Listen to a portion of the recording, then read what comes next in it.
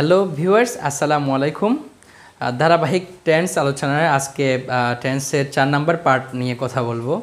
এই 4 নম্বর পার্টের প্রথম যে বিষয়টা নিয়ে আমি কথা বলতে চাচ্ছি সেটা হচ্ছে আসলে ফ্যাক্টিটিভ অবজেক্ট থাকলে সেই সেন্টেন্সগুলোকে আপনি কিভাবে অ্যাক্টিভ ভয়েস থেকে প্যাসিভ করবেন।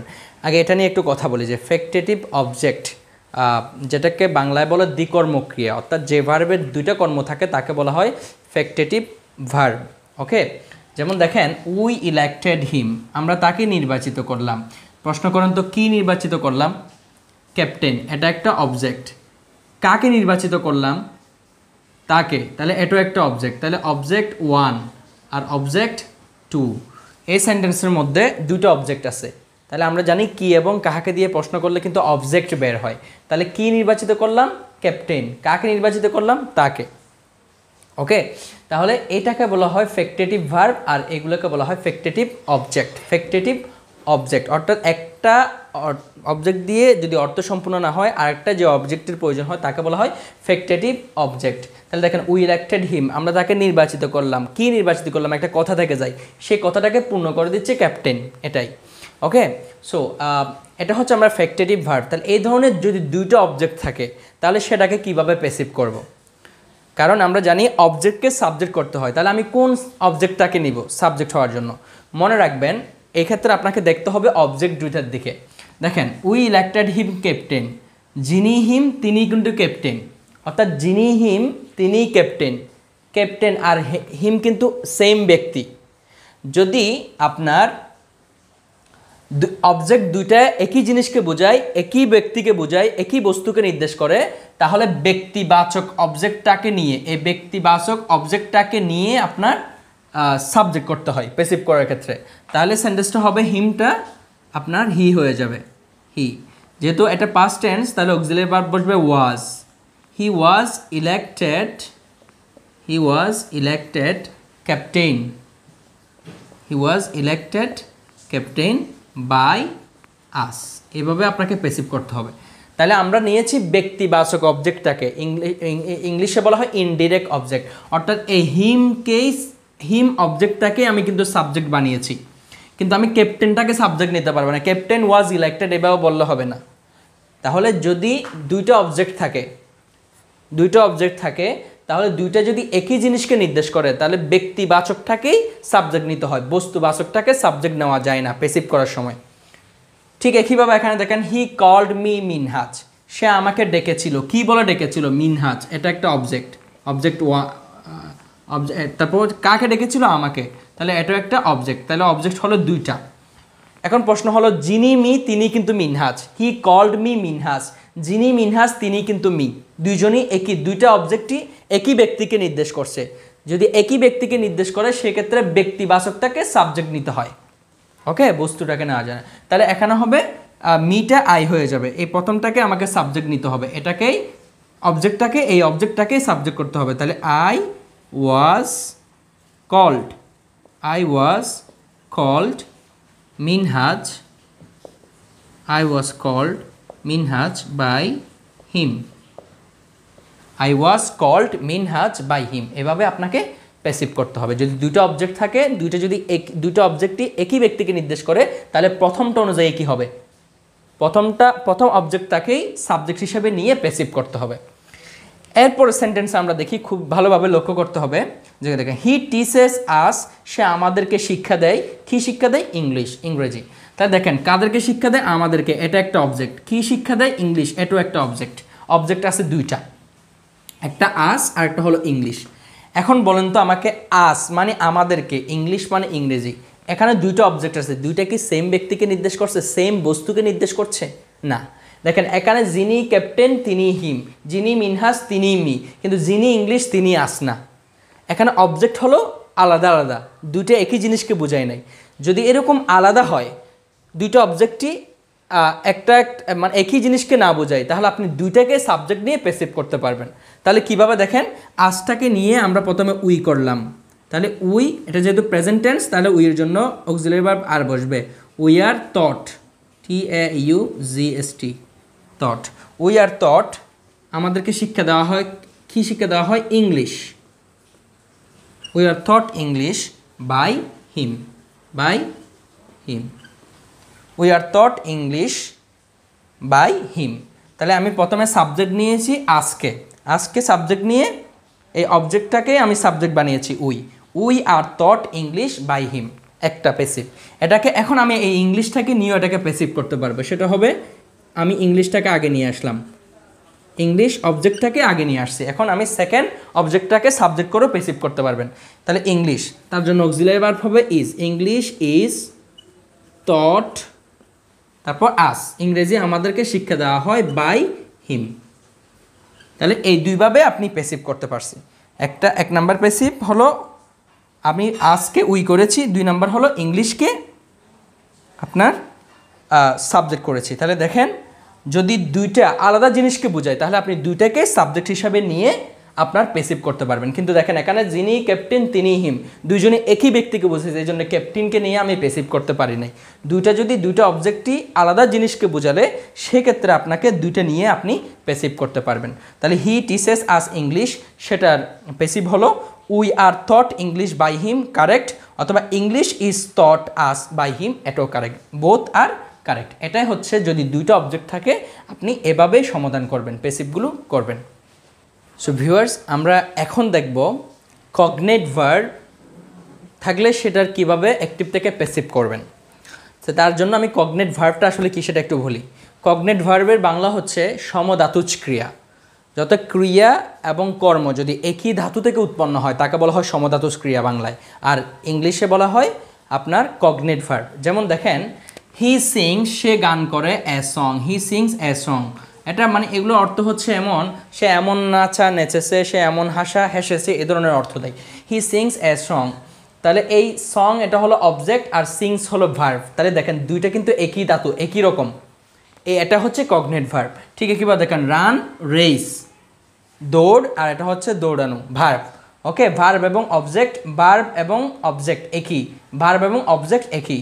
যেমন হি ডাইড এ পিটিফুল ডেথ, এই যে দেখেন ভার্ব এবং অবজেক্ট একই, এটাই হচ্ছে আসলে কগনেট ভার্ব। তো এই কগনেট ভার্ব সেন্টেন্সগুলোর প্যাসিভ কীভাবে আপনি করবেন, সেক্ষেত্রে প্রথমে যে অবজেক্টটা আছে সেটাকে আগে নিয়ে আসতে হবে, এ সং, তাহলে অবজেক্ট সাবজেক্ট হয়ে গেল।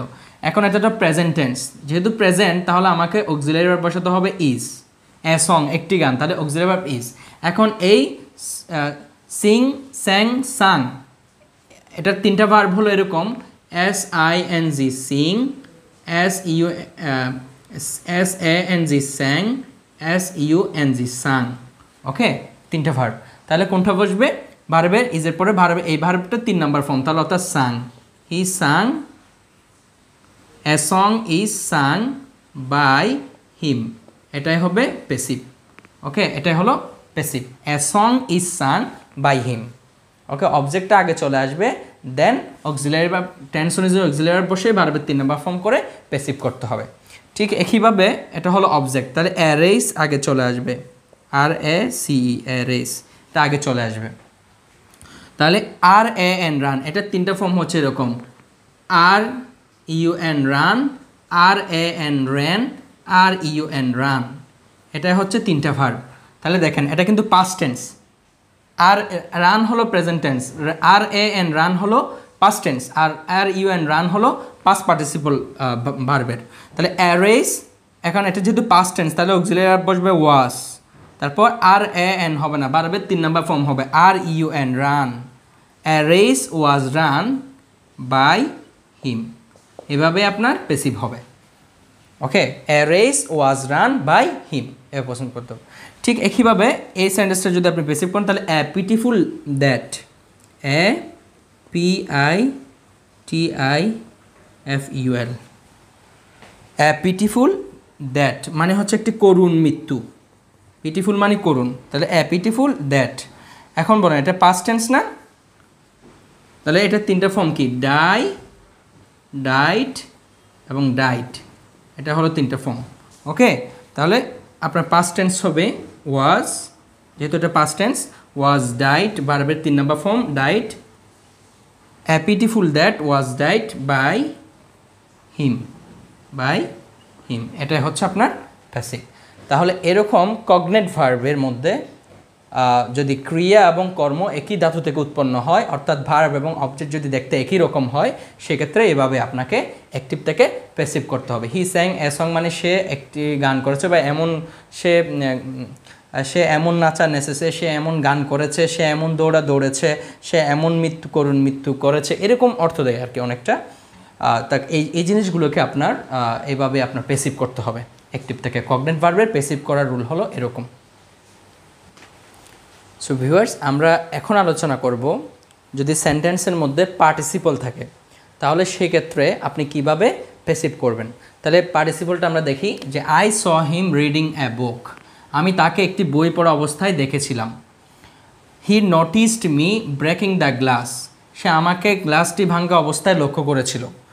Tom saw Jerry going there, Tom জেরিকে সেখানে যেতে দেখেছিল। তাহলে দেখেন এই রিডিং, ব্রেকিং এবং গোয়িং এগুলো হচ্ছে পার্টিসিপল। যদি পার্টিসিপল বাক্যে থাকে সেটা যেভাবে আছে সেভাবে থেকে যাবে, এটার কোনো পরিবর্তন হবে না। তাহলে আমাদের সচরাচর অ্যাক্টিভ থেকে প্যাসিভ করার নিয়মটা করলে হবে। আই স হিম, আমি তাকে দেখেছিলাম। প্রশ্ন করেন কাকে দেখেছিলাম? তাকে। তাহলে হিম এটা অবজেক্টের সাবজেক্ট হয়ে যায়। তাহলে হি, তারপর এটা যেহেতু পাস্ট টেন্স, তাহলে আমাকে অক্সিলারি বসাতে হবে ওয়াজ। He was. স সিন, তাহলে হি ওয়াজ সিন, তারপর এই পুরোটাই বসে যাবে। He was seen reading a book by me, এটাই হচ্ছে পার্টিসিপলের প্যাসিভ করার নিয়ম। তাহলে এই হি অর্থাৎ হিমটা অবজেক্টটা সাবজেক্ট হয়ে গেছে, দেন স ভার্বের 3 নাম্বার ফর্ম রিডিং এ বুক যেরকম আছে সেরকম এটা বসে গেছে। এই যে এটা পুরো অংশটাই বসে যায়, এটা কোনো পরিবর্তন হয় না। ঠিক একইভাবে এখন দেখেন he noticed me breaking the glass, সে আমাকে গ্লাসটি মানে ভাঙতে দেখেছিল, ভাঙার সময় লক্ষ্য করেছিল। তাহলে এখন দেখেন সে কাকে লক্ষ্য করেছিল? আমাকে। তাহলে মিটা কি হয়ে যাবে? আই হয়ে যাবে, আই। এবং আই ওয়াজ নোটিসড যেহেতু এটা past tense, okay. I was noticed, আমাকে কি অবস্থা দেখেছিল? তাহলে এটা পুরোটাই বসে যাবে, breaking the glass by him, okay. তাহলে he noticed me breaking the glass, এই যে ব্রেকিং দ্য গ্লাস এই পুরো অংশটাই থেকে গেছে, পার্টিসিপল অংশটা পরিবর্তন হয় না প্যাসিভ করার সময়, সচরাচর নিয়মে অ্যাপ্লাই হয়। তাহলে টম স জেরি গোয়িং দিয়ার, তাহলে এই কাকে দেখেছিল? জেরিকে। তাহলে জেরি আগে সাবজেক্ট হয়ে যাবে, জেরি যেহেতু এটা পাস্ট টেন্স, তাহলে was seen, Jerry was seen, তারপর গোয়িং দিয়ার এটা পুরোটা বসে যাবে, ওয়াজ সিন গোয়িং দিয়ার বাই টম, ওকে। তাহলে এভাবে আপনাকে প্যাসিভ করতে হবে। তাহলে পার্টিসিপল যদি বাক্যে থাকে সেই পার্টিসিপলের পরবর্তী অংশের কোনো পরিবর্তন হয় না, সচরাচর নিয়মে প্যাসিভ আপনাকে অ্যাক্টিভ থেকে প্যাসিভ করতে হবে। সো ভিউয়ার্স, আমরা এখন দেখব যদি সেন্টেন্সের মধ্যে ইনফিনিটিভ থাকে তাহলে সেটাকে কিভাবে আপনি অ্যাক্টিভ থেকে সে সকল সেন্টেন্সের কিভাবে অ্যাক্টিভ থেকে প্যাসিভ করবেন। দেখেন এখানে ইনফিনিটিভ হলো টু পানিশ মানে শাস্তি দেওয়া, আর টু ক্লোজ মানে বন্ধ করা, ওকে। আমি প্রথম দুইটা সেন্টেন্স নিয়ে কথা বলি, পরের দুটা নিয়ে কিছু কথা আছে। দেখেন বললাম হি order to punish the thief, এই সেন্টেন্সটা প্যাসিভ যদি আপনি করতে চান, এই এখানে ইনফিনিটিভ আছে, এখানেও ইনফিনিটিভ আছে, 2+B1টাকে বলা হয় ইনফিনিটিভ, ওকে। তাহলে আমাকে যা আছে তা বসে যাবে, এই যে হি অর্ডার্ড এটা বসে যাবে, হি অর্ডার্ড, তারপর এই যে অবজেক্টটা না কাকে শাস্তি দিবে? চোরকে, তাহলে এটা আগে চলে আসবে, হি ordered the thief, he ordered the thief. এই যে টু পানিশ আছে মানে শাস্তি দেওয়া, এটার প্যাসিভ ইনফিনিটিভের প্যাসিভ হয় টুর পরে একটা বি বসাইয়া ভার্বের 3 নাম্বার ফর্ম করে দিলেই হবে, টু বি পানিশড, ওকে। তাহলে he order the thief to be punished, এটাই হলো প্যাসিভ। তাহলে টু পানিশ ইনফিনিটিভ থাকলে এগুলোর প্যাসিভ করতে হয় টু বি বসাইয়া ভার্বের 3 number form, to be punished. তাহলে অবজেক্টটা আগে চলে আসবে, এই যে অবজেক্ট আগে চলে আসছে, ওকে। আগে ছিল অ্যাক্টিভে ছিল পরে, আর প্যাসিভেটা আগে। আবার এখানে আপনি এভাবে বলেন না হি ওয়াজ অর্ডার্ড, তাহলে he was ordered to punish the thief, যদি এরকম করে হয় তাহলে কিন্তু একবারই বলতে পারবেন। আবার he was ordered to the thief to be punished, যদি একটা সেন্টেন্সে কিন্তু ডাবল প্যাসিভ হয় না, আপনি হয় he ordered the thief to be punished বলবেন, অথবা he was ordered the thief to be to punish the thief, এভাবেই হবে। মানে হয় এটার পেসিভ হবে, না হলে এই পরের অংশটার পেসিভ হবে। যেহেতু আমরা ইনফিনিটিভ নিয়ে কথা বলতেছি, সো ইনফিনিটিভের পেসিভ হয় টু বসাইয়া বি বসে ভার্বের 3 নাম্বার ফর্ম করে দিলেই হয়। ওকে, এইভাবে আপনাকে পেসিভ করতে হবে। ঠিক একইভাবে mother told me to close the door, to close the door, তাহলে এটাকে আমি পেসিভ কীভাবে করবো, যা আছে তাই থাকবে। মাদার টোল্ড মি, দ্য ডোর আগে চলে আসবে, দ্য ডোর। ওকে, এখন টু ক্লোজ আছে, সেটাকে আমরা কীভাবে পেসিভ করবো, to be closed, to be closed. এই যে এই টু ক্লোজ, এটার পেসিভ হলো টু বি ক্লোজড। তাহলে আপনি বললেন মাদার টোল্ড মি, মা আমাকে বলেছিল টু ক্লোজ দ্য ডোর, দরজাটি বন্ধ করতে। তাহলে mother told me the door to be close, তাহলে এই অংশটার পেসিভ হয়েছে। এখন আপনি এটাকে অন্যভাবে পেসিভ করতে পারেন, যে এটাকে বলতে পারেন যে আপনার হি ওয়াজ অর্ডার্ড, এটাকে যদি আপনি এখানে যদি একটা ওয়াজ লাগাই দেন, যে he was ordered to punish the thief, তাহলে এটাও একটা পেসিভ হয়ে যাবে। ঠিক একইভাবে এখানে যদি এভাবে বলেন mother was told by me to close the door, এভাবে আপনি পেসিভ করতে পারবেন অনেকভাবে। কিন্তু আপনার আবার এভাবে বলিয়েন না, হি ওয়াজ অর্ডার্ড, এখানে যদি আপনি আবার ওয়াজ লাগাই দেন এভাবে, he was ordered the thief to be punish, তাহলে এখানে কিন্তু ডাবল পেসিভ হয়ে গেছে, একটা ইনফিনিটিভের পেসিভ আবার এখানেরও পেসিভ।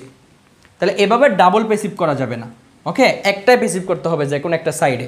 তাহলে ঠিক একইভাবে আপনি যদি এখানেও ওয়াজ বসে দেন মাদার ওয়াজ টোল্ড, তাহলে এখানেও একবার পেসিভ হয়েছে, এই জায়গাতেও একবার পেসিভ হয়েছে, তাহলে একটা সেন্টেন্সে ডাবল পেসিভ হবে না এভাবে।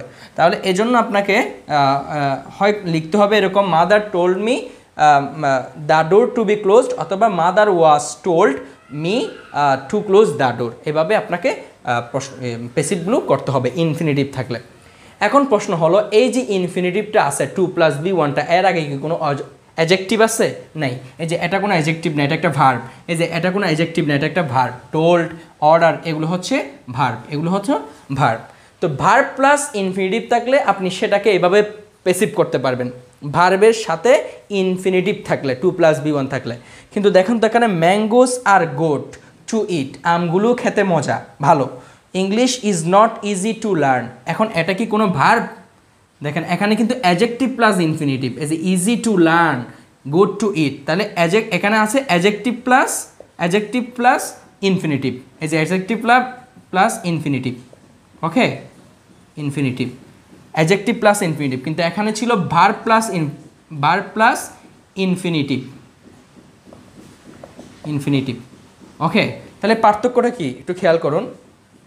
এখানে এটা ছিল হলো অ্যাডজেক্টিভ আর এটা ইনফিনিটিভ, আর এখানে ছিল ভার্ব প্লাস ইনফিনিটিভ, এখানে ছিল অ্যাডজেক্টিভ প্লাস ইনফিনিটিভ।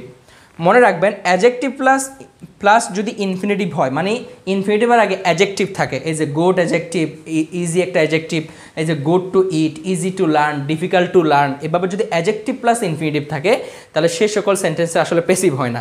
যদি এগুলোকে পেসিভ ফর্মে রূপান্তর করা যাবে না, কারণ হলো মূল বিষয়টা হচ্ছে যে আপনার এগুলো মূলত অ্যাক্টিভ সেন্টেন্স, এই যে এই জন্য আমি এখানে পেসিভ দিই না, এই দুইটাই কিন্তু অ্যাক্টিভ সেন্টেন্স, এটাও অ্যাক্টিভ এবং এটাও অ্যাক্টিভ, এগুলার পেসিভ এভাবে হবে না। আপনি এভাবে দিতে পারেন না, ম্যাঙ্গোস আর গুড টু বি ইটেন, এই যে টু বি ইটেন যদি এভাবে দেন তাহলে এটা ভুল হবে, এটা হবে না। টু বি ইটেন দিলে এটা ক্রস, এটা হবে না।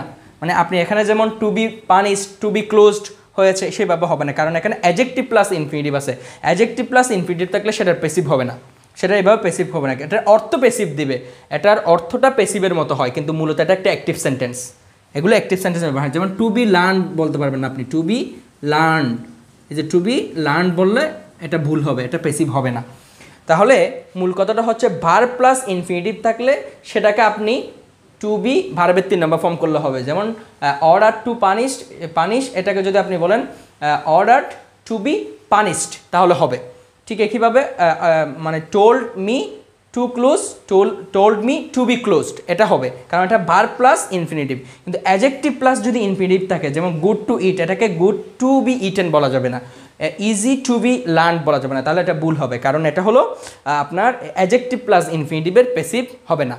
এটা এই সেন্টেন্সগুলো মূলত হচ্ছে অ্যাক্টিভ, কিন্তু অর্থগুলো পেসিভ দেয়। যেমন দেখেন ম্যাঙ্গোস আর গুড টু ইট, আমগুলো খেতে মজা, খেতে মজা, English is not easy to learn, ইংরেজি শেখা সহজ নয়। তাহলে এগুলো অর্থটা পেসিভের মতো, কিন্তু মূলত সেন্টেন্সগুলো অ্যাক্টিভ সেন্টেন্স। তাহলে এটো একটা অ্যাক্টিভ সেন্টেন্স, এটো active sentence, adjective plus infinitive থাকলে সেটাকে আপনি এভাবে টু বি ইটেন দিয়ে আপনি পেসিভ করতে পারবেন না, করলে এটা ভুল হবে। তাহলে টু বি ইটেনটা হবে না, টু বি লার্ন হবে না, এখানে আপনার যা আছে তাই রেখে দিতে হবে। সো ভিউয়ার্স, আমি 4টা পর্বে আপনার ভয়েস নিয়ে আলোচনা করেছি। এই পর্বে আমি আলোচনা করেছি হচ্ছে আপনার আমি ইনফিনিটিভ নিয়ে আলোচনা করেছি, তারপর হচ্ছে আমি পার্টিসিপল নিয়ে আলোচনা করেছি, আমি আপনার ফ্যাক্টিটিভ ভার্ব এবং কগনেট ভার্ব এগুলো নিয়ে আলোচনা করেছি। সো পরবর্তী লেকচারে আমি আরও কিছু ডিফিকাল্ট এবং অ্যাডভান্স লেভেলের ভয়েস নিয়ে আলোচনা করব, সেই পর্বগুলো দেখার আমন্ত্রণ রইল। আপনাদের যদি আমার এই লেকচারগুলো ভালো লেগে থাকে তাহলে অবশ্যই অন্যকে শেয়ার করবেন, এবং আমার চ্যানেলে যদি আপনি নতুন হয়ে থাকেন, এখনও সাবস্ক্রাইব না করে থাকেন, তাহলে অবশ্যই সাবস্ক্রাইব করবেন। সো সবার জন্য শুভকামনা রইল। পরবর্তী লেকচারে আবার দেখা হবে। সবাই ভালো থাকবেন। আসসালামু আলাইকুম রহমতুল্লাহ।